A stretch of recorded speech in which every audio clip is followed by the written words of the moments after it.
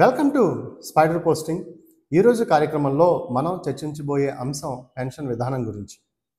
భారతదేశంలో ప్రభుత్వ ఉద్యోగులు పెన్షన్ని ఒక హక్కుగా, సామాజిక భద్రతగా పరిగణిస్తూ ఉంటారు. పెన్షన్ కోసం గతంలో పెద్ద ఎత్తున పోరాటాలు చేస్తూ ఉన్నారు, భవిష్యత్తులో కూడా చేస్తారు. ఎందుకంటే వారికి ప్రాథమిక హక్కు కాబట్టి. సుప్రీం కోర్టు కూడా చాలా సందర్భాల్లో పెన్షన్ని ప్రాథమిక హక్కు అని పరిగణించింది. నకారా కేసులో కూడా సుప్రీంకోర్టు వెరీ క్లియర్ గైడ్లైన్స్ ఇచ్చింది.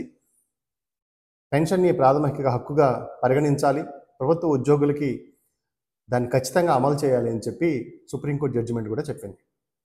అయితే అసలు ముందుగా పెన్షన్ అంటే ఏంటి, పెన్షన్ ఎందుకు ఇస్తారో మనం ఆలోచిద్దాం. ఎవరైనా ఒక ఉద్యోగి ప్రభుత్వ సర్వీసుల్లోకి వెళ్ళి తన జీవితకాలం మొత్తం ప్రభుత్వానికి, ప్రజలకి సేవ చేస్తే తాను రిటైర్ అయిన తర్వాత తన కుటుంబం కానీ, లేకపోతే తను నమ్ముకున్న భార్య కానీ, పిల్లలు కానీ రోడ్డును పడకుండా వాళ్ళకి సామాజికంగా లేదా ఆర్థికంగా ఎష్యూరెన్స్ ఇవ్వడం కోసం ఈ పెన్షన్ విధానాన్ని అమల్లోకి తీసుకొచ్చారు.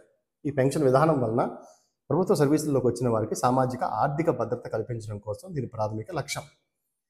అయితే ఈ పెన్షన్ని ఏ రకాలుగా ఇచ్చేవాడు? గతంలో ఓపీఎస్ సిస్టమ్ అని ఇచ్చేవాళ్ళు, అంటే ఓల్డ్ పెన్షన్ స్కీమ్. ఈ ఓల్డ్ పెన్షన్ స్కీమ్ 2004 ముందు వరకు నడిచింది.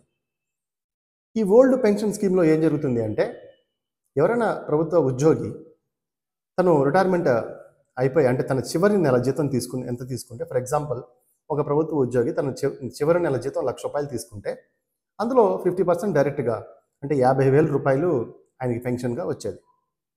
అదేవిధంగా ఇన్ఫ్లేషన్ ఇండెక్స్, అంటే ధరలు పెరుగుతున్నాయి కాబట్టి ఆ పెన్షన్ను కూడా పెంచేవాడు. దానికి డిఏ, ఇన్ఫ్లేషన్ ఇండెక్స్ యాడ్ అయ్యి ఆ పెన్షన్ కూడా పెరుగుతూ ఉండేది. అంటే ₹50,000 ₹1,00,000 జీతం తీసుకుని రిటైర్ అయితే డైరెక్ట్గా 50% ₹50,000 వచ్చేది, ప్లస్ జీతం పెరుగుతూ ఉండేది. ఫర్ ఎగ్జాంపుల్ ఆయన పెన్షన్ పెరిగి ₹70,000 దగ్గర ఉన్న పెన్షన్ చనిపోతే తన భార్యకి కూడా 50% ఫస్ట్ 7 years ఇచ్చేవాడు. అంటే ఆయన ఫర్ ఎగ్జాంపుల్ 50 ఏళ్ళకి చనిపోయారు అనుకోండి, 57 years వరకు తన భార్యకి 50% ఇచ్చేవాళ్ళు, ఆ తర్వాత 40%, 30% ఇలా ఇచ్చేవాడు. అదే 63కి చనిపోయారు అనుకోండి, ఆ 4 years, అంటే 67 ఏజ్ లిమిట్ పెట్టారు ఫస్ట్ 50% తీసుకోవడానికి. సో 67 వరకు ఆవిడికి 50% ఇస్తారు, ఆ తర్వాత 40%, 30% లెక్కలు ఉంటాయి. సరే, ఏదైనా కానీ ఖచ్చితంగా తన భార్యకు కూడా హక్కు ఉండేది. తన భర్త చనిపోయినా సరే తన పిల్లల్ని చదివించుకొని ఇలా ఒక సామాజిక ఆర్థిక భద్రత ఉండేది ఈ ఓల్డ్ పెన్షన్ స్కీమ్లో. అయితే ఇందులో ప్రభుత్వమే పూర్తిగా ఫండ్ చేసేది, ఉద్యోగుల దగ్గర నుంచి ఎటువంటి రూపాయి తీసుకునేది కాదు. ఈ ఓల్డ్ పెన్షన్ స్కీమ్లో ఇది చాలా బాగుండేది. కానీ దీనివల్ల చాలా మేధావులు, రాజకీయ నాయకులు ఏం చేశారంటే, రాజకీయ నాయకులందరూ చేరి, అమ్మమ్మ ఇది అందరూ చాలా ప్రమాదం, బడ్జెట్ పెరిగిపోతుంది కాబట్టి ఇది వెంటనే మార్చేయాలి అని చెప్పి ఓల్డ్ పెన్షన్ స్కీమ్ని మార్చారు. 2004 తర్వాత నుంచి ఎవరు రిక్రూట్మెంట్ అయినా సరే ఓల్డ్ పెన్షన్ స్కీము వర్తించదు అని చెప్పి నేషనల్ పెన్షన్ స్కీమ్ లేదా న్యూ పెన్షన్ స్కీమ్ లేదా కాంట్రిబ్యూటరీ పెన్షన్ స్కీమ్ కింద ఒక పథకాన్ని తీసుకొచ్చారు. దీనికే పేర్లు, అసలు ఒరిజినల్ పేరు నేషనల్ పెన్షన్ స్కీమ్, న్యూగా వచ్చింది కాబట్టి న్యూ పెన్షన్ స్కీమ్ అని అంటారు. దీంట్లో ప్రభుత్వం ఏం ప్రపోజల్ పెట్టింది అంటే, బాబు నువ్వు గతంలో అయితే ఏమీ చెల్లించలేదు, కానీ ఇప్పుడు మా బడ్జెట్ పెరిగిపోతూ ఉంది కాబట్టి నువ్వు జాయిన్ అయిన తర్వాత ఒక 10% ప్రతి నెల నువ్వు దాచుకో నీ పెన్షన్ కోసం, నేను ఒక 10% ఇస్తాను, దీన్ని ఒక కార్పస్ ఫండ్గా పెడదాము. పెట్టిన తర్వాత దాంట్లో ఒక 40% అమౌంట్ని నువ్వేం చేస్తావంటే షేర్ మార్కెట్లో మేము పెడతాము. ఈ షేర్ మార్కెట్లో, అంటే మ్యూచువల్ ఫండ్స్లో, బాండ్స్లో, షేర్ మార్కెట్లో పెట్టి నీకు నెల అమౌంట్ ఇస్తాము. 60%, 60 లక్షలు నువ్వు లంసంగా తీసుకో, 40 లక్షల అమౌంట్ మాత్రం మేము షేర్ మార్కెట్లో పెడతాం. దాన్ని యాన్యుటీ అంటారు. ఈ యాన్యుటీ పే చేయాలి అంటారు చాలా పాష్గా. ఈ 40 లక్షలు తీసుకెళ్ళి ఏం చేస్తారు, షేర్ మార్కెట్లో పెడతారు. దీనికి ఒక బోర్డు, ఈ పెన్షన్ బోర్డుని, పెన్షన్ రెగ్యులేటరీ బోర్డుని కూడా పెట్టారు. వీళ్ళే తీసుకెళ్ళి ఆ 40 లక్షలని స్టాక్ మార్కెట్లో పెడతారు. దాని ద్వారా ఆ స్టాక్ మార్కెట్లో ఫండ్ రైజర్స్ ఏం చేస్తారు, ఎక్కడెక్కడ డబ్బులు వస్తాయి ఈ డబ్బుని తీసుకెళ్ళి పెట్టి వీళ్ళకి ఇన్ రిటర్న్ డబ్బులు ఇస్తారు, నెల ఒక 28,000 అట్లా. ఓకే, అంటే 2 అంటే వాళ్ళ బేసిక్ పే నుంచి నేను చెప్తాను. ఒక ₹1,00,00,000 కార్పస్ ఫండ్ అనుకోండి, 40 లక్షలు తీసుకుంటే ఆ 60 లక్షలు చేతికి తీసుకోవచ్చు, 40 లక్షలు యాన్యుటీ కట్టాలి. అంటే నువ్వు షేర్ మార్కెట్లో, స్టాక్ మార్కెట్లో పెట్టాలి. దీనివల్ల ఏమవుతుంది, ప్రభుత్వ ఉద్యోగి ప్రతి నెల తను 10% ఇవ్వాలి. ప్రభుత్వం ఏం చేసిద్ది? ఓ 10% ఇచ్చేది. ఇక ఈ పెద్ద గొడవ అయింది. 2019లో ఏం చేసిందంటే, ప్రభుత్వం వీళ్ళ గొడవ పెరిగిపోతుంది ప్రభుత్వ ఉద్యోగుల నుంచి అని చెప్పి, మేము ఇంకొంచెం కాంట్రిబ్యూట్ ఎక్కువ చేస్తామని 4% పెంచి 14% చేశారు. ఏదో తాత్కాలికంగా.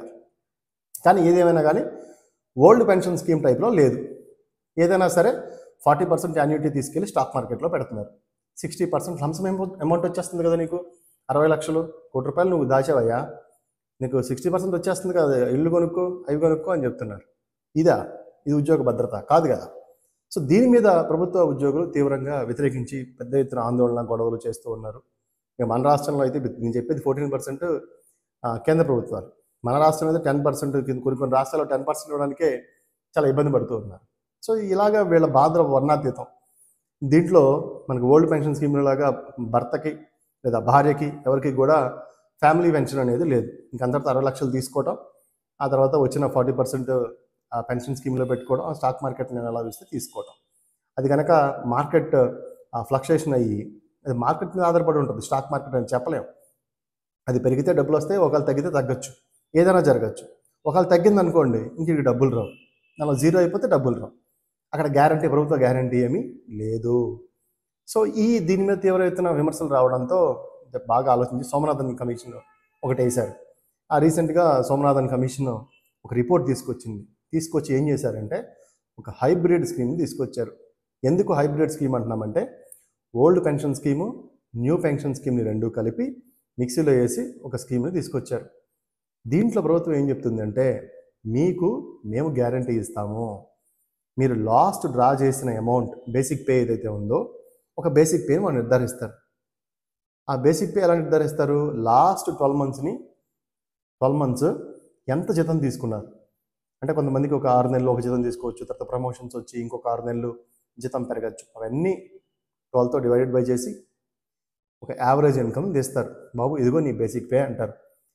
ఫర్ ఎగ్జాంపుల్ ఒక బేసిక్ పే ₹1,00,000 వచ్చింది అనుకోండి, దీంట్లో నీకు 50% ఇస్తాము అని చెప్తారు. అంటే ఒక 50,000 నీకు ఇస్తాము అని చెప్తారు. ఆ తర్వాత నువ్వు చనిపోతే నీ భార్యకు కూడా 60% ఇస్తాము అని చెప్తారు. ఇదే యూపీఎస్. బేసిక్ పే నిర్ధారణ ఎలా జరిగిద్ది అంటే, లాస్ట్ 12 మంత్స్ని యావరేజ్గా తీసి బేసిక్ పే నిర్ధారణ చేస్తారు. చేసిన తర్వాత దాంట్లో 50% నీకు ఇస్తారు, ఇంకొక నువ్వు చనిపోతే 60% నీ భార్యకి ఇస్తారు. అంటే ఎన్పిఎస్తో పోల్చితే కొంతవరకు నయం.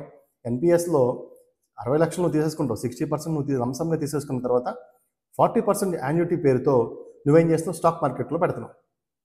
అక్కడ ఇంకా ఫుల్ రిస్క్. అది స్టాక్ పెరిగితే ఉంటుంది, స్టాక్ పెరిగితే చెప్పలేము. కానీ ఇక్కడ ఏంటంటే, ఎంతో కొంత గవర్నమెంట్ బ్యాకప్ ఉంటుంది. నువ్వు చనిపోతే నీ భార్యకు కూడా 60% ఇస్తాము అని చెప్పేది యూపీఎస్ మోడల్. అయితే ఏం చేసినా సరే ఓపీఎస్ స్టైల్లో లేదు కదా. ఓపీఎస్లో చక్కగా లాస్ట్ మంత్ ఇన్కమ్ ఏదైతే ఉందో, లాస్ట్ మంత్ ఇన్కమ్ 50% వచ్చేస్తుంది, ప్లస్ డిఏ హైక్ ఉంటుంది. ఆ తర్వాత భార్యకి 50% 7 years వరకు ఉంటుంది. తర్వాత చక్కగా పెన్షన్ పెరుగుతూ ఉంటుంది. ఇది ఫుల్ తను ఉద్యోగి సంపాదించుకున్న జీతం కాంట్రిబ్యూషన్ ఏమీ లేదు. కానీ ఎన్పిఎస్లో 10% కాంట్రిబ్యూషన్ ఉంది, ఇందులో కూడా 10% కాంట్రిబ్యూషన్ ఉంది.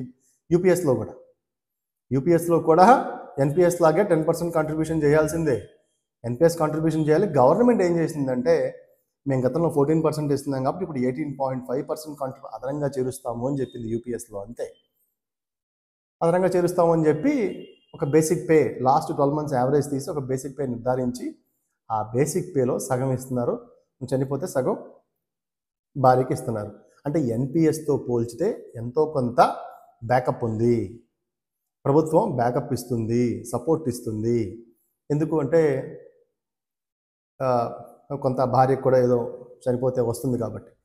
కానీ ఏం చేసినా ఇక్కడ ఎంప్లాయీ కాంట్రిబ్యూషన్ ఉంది. ఎన్పిఎస్లో 10% కాంట్రిబ్యూషన్ ఉంది, ఇక్కడ కూడా ఎంప్లాయీ కాంట్రిబ్యూషన్. ఇది లేకుండా లేదు. ప్రభుత్వ ఉద్యోగులు ఎందుకు ఊరుకుంటారు? నేను నా పెన్షన్ కోసం నేను కాంట్రిబ్యూషన్ చేయటం ఏంటి, దానికి నువ్వు అదనంగా యాడ్ చేసి మళ్ళీ మా డబ్బులే మాకు ఇవ్వటం ఏంటి అని. ఇప్పుడు నకారా కేసులో కూడా సుప్రీంకోర్టు వెరీ క్లియర్గా చెప్పింది. సర్కార్ జడ్జిమెంట్లో కూడా ఏం చెప్పిందంటే, పెన్షన్ అంటే ఏం లేదు, తన బతికున్న టైంలో తను సంపాదించిన మొత్తాన్ని కొంచెం లేటుగా ఇస్తున్నామంటే అది వాళ్ళ హక్కు. అంతేగాని నువ్వేదో దాన్ని మాడిఫై చేసి నువ్వు ప్రైవేట్ మార్కెట్లో ఎన్పిఎస్లో లాగా మార్కెట్లో పెట్టడమో, లేకపోతే నువ్వు తీసుకెళ్ళి నువ్వే కాంపెన్సేట్ చేసి ఇస్తామంటామో అది కరెక్ట్ పద్ధతి కాదు అని చెప్పి సుప్రీంకోర్టు చెప్పింది. ఏది ఏమైనప్పటికీ కూడా ప్రభుత్వం ప్రతి దాంట్లో, మన ఫెడరల్ స్ట్రక్చర్, మన రాజ్యాంగం ఏం చెప్తుందంటే, ప్రభుత్వం పార్టీలు వేరుగా ఉండాలి, ప్రభుత్వం వేరుగా ఉండాలి, ప్రభుత్వ ఉద్యోగులు వేరుగా ఉండాలి. ఎవరికి వాళ్ళు సహకరించుకుంటూ ఉండాలి.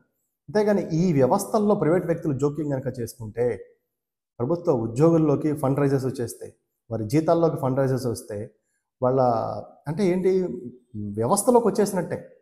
ప్రైవేట్ ఇన్వెస్టర్లు వ్యవస్థలోకి, ప్రభుత్వ ఉద్యోగుల్లోకి వచ్చారంటే వ్యవస్థలోకి ట్రెజరీలో వచ్చి కూర్చున్నట్టే.